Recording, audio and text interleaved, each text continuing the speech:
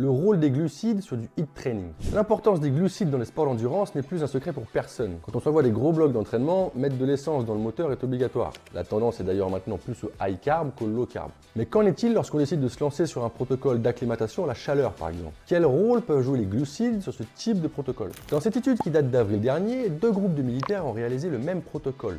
Une semaine d'acclimatation avec 6 séances d'entraînement dans les mêmes conditions et avec des apports caloriques équivalents et correspondant à leurs besoins. La seule différence repose sur la quantité de glucides. Dans le groupe high carb, les glucides représentaient 70% des apports caloriques et dans le groupe de comparaison, seulement 35%.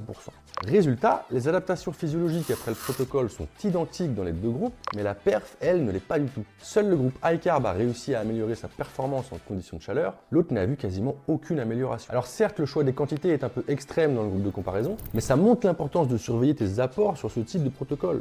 Ça montre que tu peux très bien obtenir les adaptations souhaitées sur le plan physiologique, c'est en tout cas ce qu'on recherche sur une seule semaine de protocole, une amélioration de la sudation, une baisse de la température centrale, une baisse de la FC pour une même intensité, mais pour autant, ne voir aucune amélioration de ta performance dans ces conditions. Tu l'as compris, le seul paramètre qui module le succès ou non du protocole, c'est la quantité de glucides. C'est un aspect crucial et peut-être sous-estimé. Tu pourrais chercher des explications sur des paramètres de ton protocole, les intensités, les volumes, les températures auxquelles tu t'es exposé, alors que celui-ci est peut-être très bon.